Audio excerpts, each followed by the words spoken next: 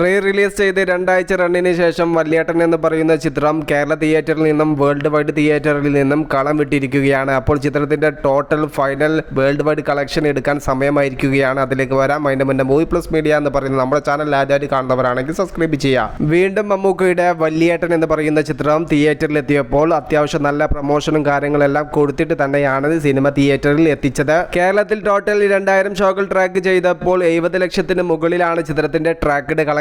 Finally ചിത്രത്തിന്റെ Kerala collection മാത്രം 85 ലക്ഷത്തിന് മുകളിൽ എത്തിയിട്ടുണ്ട്. ചിത്രത്തിന്റെ world wide total final collection 1 കോടിക്ക് മുകളിലാണ്.